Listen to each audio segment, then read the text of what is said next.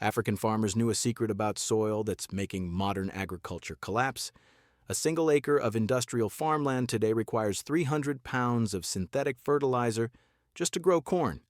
That same acre in ancient West Africa produced millet, sorghum, beans, and yams simultaneously for decades without a single chemical. And the soil got richer every year, not depleted, because those farmers understood something that Monsanto spent billions trying to replace. They knew how to make crops protect each other, how to turn insects into allies instead of enemies, how to build soil that feeds itself. Today we're reopening the ancient African farm because the solution to our agricultural crisis isn't in a laboratory. It's been growing in the Sahel for 3,000 years. Mali, 800 CE. The Ghana Empire is at its peak. Gold flows through Timbuktu. Salt caravans cross the Sahara. But the real wealth isn't in the trade routes.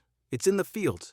Millions of people are being fed from farms that never see a plow, never touch a pesticide, never need imported fertilizer. Walk through those fields and you'd see something that would confuse a modern agronomist. Chaos. Tall millet stalks mixed with cowpeas climbing up them. Ground nuts spreading between the rows. Vegetable plots tucked into corners. No neat rows, no monoculture, no bare soil anywhere. To a John Deere engineer, this looks like a mess. To an African farmer, this is a fortress, because every plant in that field has a job. The millet shades the soil, keeping it cool and moist. The cowpeas climb the millet stalks and fix nitrogen from the air, fertilizing everything around them. The ground nuts spread low, choking out weeds and adding more nitrogen. And the insects, they're confused. Pests that specialize in attacking millet can't find their target when it's mixed with 5 other species. They fly in, get disoriented, and leave. This wasn't random. This was engineered biodiversity. And it worked so well that when European colonizers arrived in the 19th century, they couldn't understand what they were seeing. They saw disorder and tried to fix it. They introduced the plow. They demanded single-crop fields. They called the traditional methods primitive, and within 2 generations, famines that Africa hadn't seen in centuries started appearing, because those Europeans didn't understand the invisible network holding everything together. The system African farmers used had a name, though it varied by region. In East Africa, they called it mixed cropping. In West Africa, intercropping. But the principle was universal. Never grow one thing alone. Never leave soil exposed. Never fight nature. Work with it. Here's how it worked. An African farmer would plant his main crop first, usually sorghum or millet, tall grains that could handle the heat. While those seeds were germinating, he'd plant legumes at the base. Cowpeas, ground nuts, pigeon peas. These weren't just food. They were living fertilizer factories. Inside the roots of every legume are nodules, small lumps that house bacteria called rhizobia. These bacteria pull nitrogen directly from the air and convert it into a form plants can use. When the legume dies or drops leaves, that nitrogen floods into the soil. Free fertilizer, no factory required. Then came the third layer, vegetables and tubers. Okra between the rows. Sweet potatoes spreading along the edges, leafy greens in the shade, every inch of soil covered, every plant feeding the others. Modern farmers call this polyculture. Ancient Africans called it common sense. And the results were staggering. Studies of traditional intercropping in Nigeria showed yields 60% higher than monoculture farms using the same land. But the real genius wasn't just what they planted, it was what they never did. They never tilled deep. They never left soil bare. They never burned their fields clean. Because African farmers understood something modern agriculture forgot. Soil isn't dirt, it's alive. Crouch down in a traditional African field and dig your hands into the soil. It's dark, almost black. It crumbles easily but holds together when squeezed. It smells like rain and earth. This is what scientists call humus-rich soil, soil loaded with organic matter. Now visit a modern industrial farm after harvest. The soil is gray or pale brown. It's either rock hard or dusty loose. It smells like nothing. It's dead. Here's what happened. In healthy soil, billions of organisms live in every handful: bacteria, fungi, earthworms, nematodes, microarthropods. They're constantly eating dead plant matter and converting it into nutrients that living plants can absorb. This system is self-sustaining. The plants feed the soil. The soil feeds the plants. It's a closed loop. But modern agriculture broke the loop. Tractors with deep plows tear through the soil, ripping apart fungal networks and killing earthworms. Chemical fertilizers flood the system with synthetic nitrogen, and the soil organisms starve because they're no longer needed. Pesticides kill everything indiscriminately. After decades of this abuse, the soil becomes dependent. It can't feed crops on its own anymore. It needs constant chemical inputs just to grow anything. You've created a junkie. Ancient African farmers avoided this trap entirely. They used hand tools that barely scratched the surface, a digging stick, a short-handled hoe, tools that loosen soil without destroying its structure. When they harvested, they left crop residue in the field. Millet stalks, bean vines, everything. It decomposed slowly, feeding the soil organisms and building humus. They composted manure from livestock and kitchen scraps, returning nutrients to the land. And they never, ever left soil exposed to the sun. Bare soil bakes. The organisms die. The structure collapses. So African farmers kept something growing year-round. If the main crop was harvested, they'd plant a cover crop immediately. Legumes, mostly. Plants that would protect the soil and add nitrogen while the field rested. This is what modern regenerative agriculture is trying to reinvent. No-till farming, cover cropping, composting. Ancient Africans were doing this 2,000 years ago, not because they read a study, because their survival depended on it. But even with rich soil and smart planting, there was still one problem: insects. And here's where African farmers became absolute geniuses. They turned the pests against themselves. Walk through a monoculture cornfield in Iowa. Every single plant is identical. Same height, same age, same chemical signature. To a corn borer moth, this is a buffet. She lands on one plant, lays 200 eggs, and her larvae have endless identical food. The infestation spreads like wildfire. Now walk through a traditional intercropped field in Ghana. The corn is there, but it's surrounded by cassava, beans, peppers, and melon vines. The corn borer moth flies in and she's confused. She smells corn, but she also smells 10 other plants. She can't locate her target.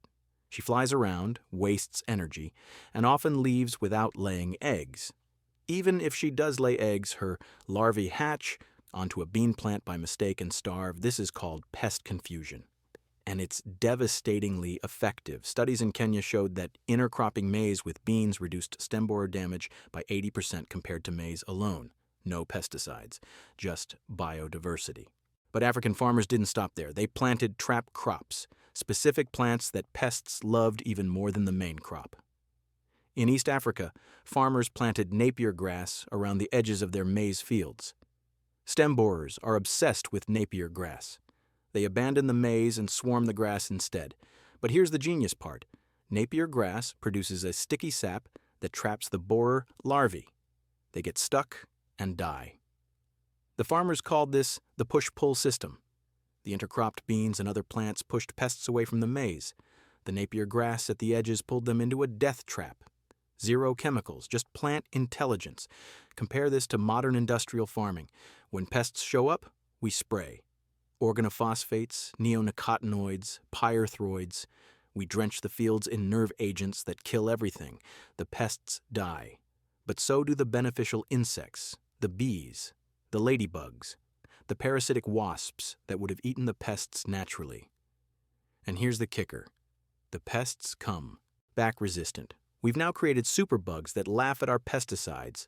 We're locked in an arms race we cannot win. We spray stronger chemicals. The bugs adapt faster. We've spent 70 years and billions of dollars creating a problem that African intercropping solved 2,000 years ago for free. Then in 1960, everything collapsed. It's the year African farming died. Not from drought, not from locusts, from help. The Green Revolution arrived in Africa with promises of abundance. Researchers from the United States and Europe brought new seeds, new fertilizers, new methods. They were going to save Africa from hunger. The message was clear. Your traditional methods are backwards. Monoculture is modern. Chemicals are progress. Machines are the future, and many African governments believed them. They pushed farmers to abandon intercropping, plant one crop per field, use certified seeds, apply synthetic fertilizer, spray for pests. The results were immediate and impressive. Yields shot up. A farmer who used to harvest 1 ton of maize per acre was suddenly harvesting 2 tons, even 3. International development agencies celebrated. This was progress. This was science winning. But within 10 years, cracks started appearing. The farmers who adopted these methods were now dependent on inputs they had to buy every single year. Seeds that couldn't be saved and replanted, fertilizer shipped from overseas, pesticides they couldn't pronounce. Their costs exploded, and their soil started dying. Because synthetic fertilizer is a loan, not a gift. It gives you nitrogen this year, but it kills the soil biology that would have produced nitrogen naturally next year.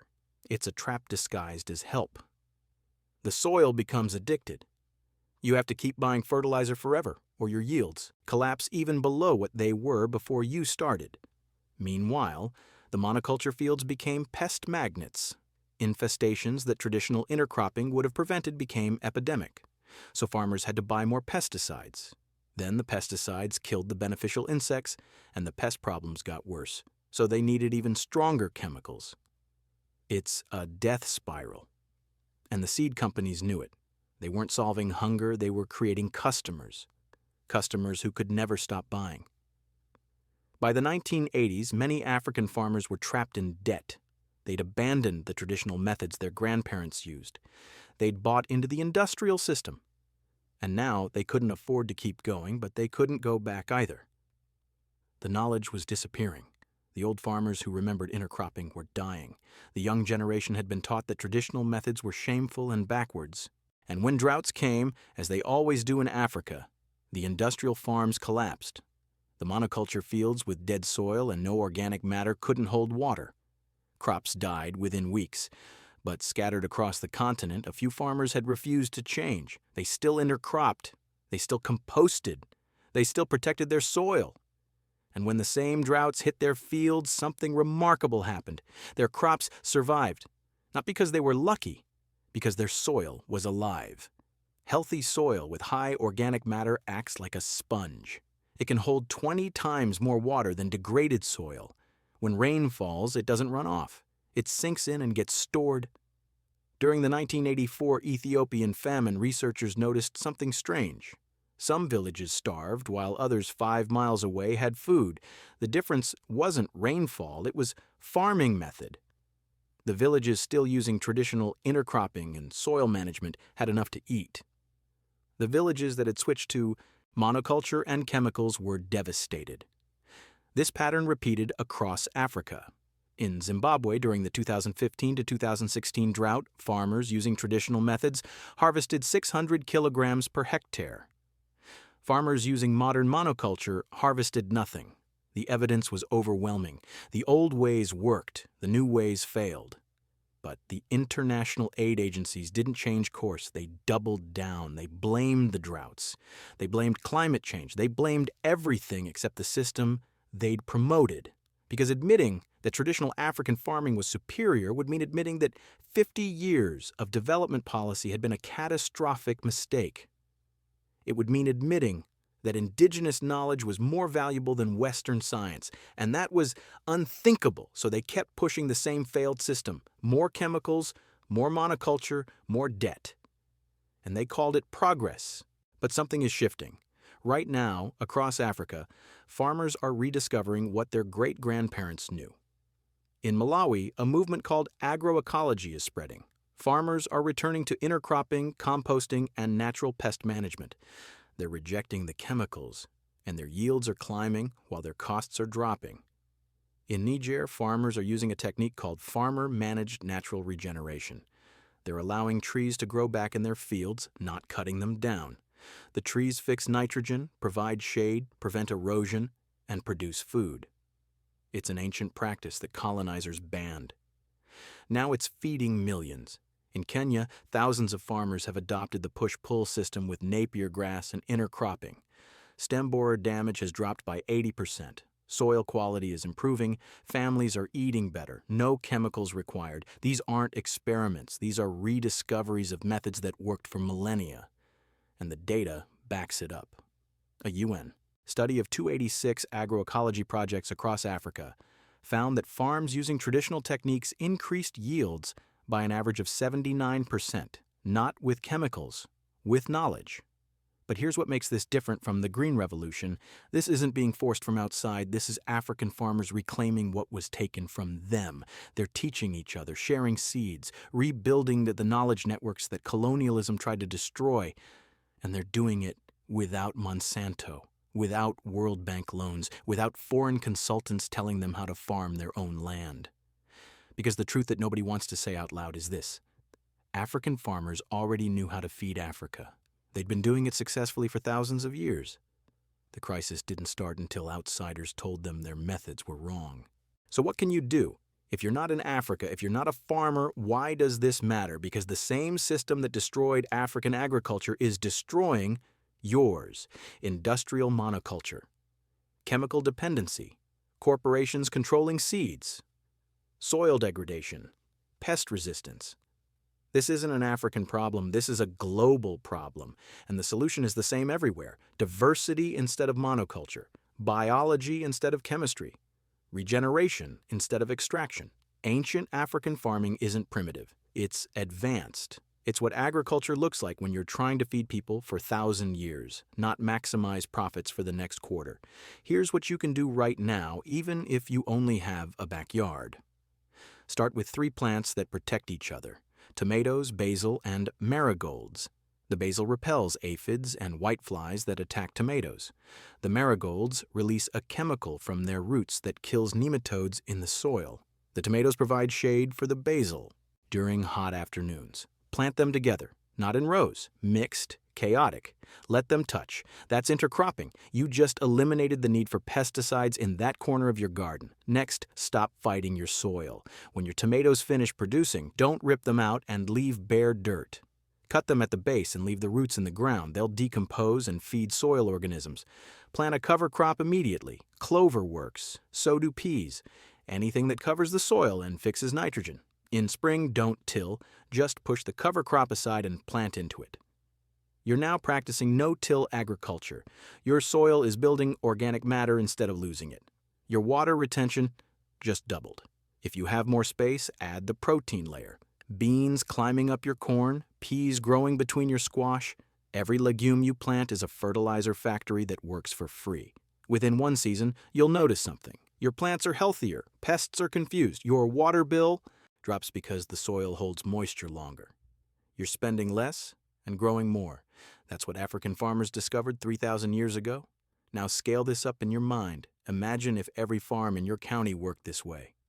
No chemical runoff poisoning the rivers. No dead zones in the ocean from fertilizer pollution. No pesticide drift making children sick. No farmer suicides from crushing debt to seed companies. Just soil getting richer every year, just crops protecting each other, just food that doesn't require poison to grow. This isn't a fantasy. This is how humans farmed successfully for 10,000 years. The chemical experiment only started 70 years ago. We're still living through the aftermath. But you don't have to wait for the system to change. You can change your corner of it today. If you don't have land, support farmers who work this way.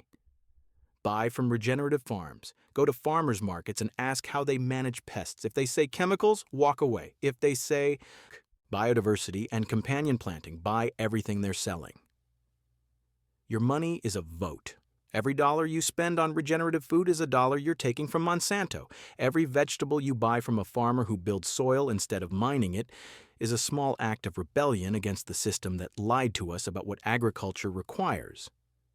And if someone tells you that traditional methods can't feed the world, show them the data. Show them the UN study. 286 projects, 79% yield increase, 0 chemicals. Show them Niger, where farmer-managed natural regeneration is feeding millions. Show them the Malawian farmers whose intercropped fields survived droughts that destroyed monoculture. Show them Kenya, where push-pull systems cut pest damage by 80%. The evidence is overwhelming. Traditional African farming works. It works better. It works sustainably. It works without destroying the earth or poisoning our children. The only reason we're not doing it everywhere is because it doesn't make corporations rich. It makes farmers independent. And that's unacceptable to an industry built on dependency. The knowledge that fed millions for millennia without destroying the earth isn't lost. It's being suppressed. Because if farmers everywhere realized they don't need Monsanto, don't need synthetic fertilizer, don't need patented seeds, the entire industrial agriculture industry collapses overnight. That's $1 trillion industry that they're not going down without a fight. That's why they call traditional methods backwards, not because they don't work, because they work too well without making anyone rich. That's why they fund studies that ignore intercropping, why they lobby governments to subsidize chemicals, why they write agricultural curriculums that never mention indigenous knowledge. They're not protecting their products, they're protecting their control. But here's what they can't control: your garden, your food choices, your willingness to share. This information, every person who learns that African farmers were geniuses, not primitives, is a crack in their narrative. Every backyard that starts intercropping is a small piece of land they've lost. If this made you angry about what they've done to our food systems, good. Use that anger. Subscribe to African Style. We're digging up the methods that actually worked before corporations decided farming needed to be profitable instead of sustainable. We're showing you what they buried. Share this with someone who thinks organic farming can't scale. Maybe industrial organic can't. But ancient African intercropping fed empires for thousands of years without a single chemical. The solution to our food crisis isn't in a laboratory. It's been growing in African fields since before Rome existed. We just need to remember. And then we need to plant.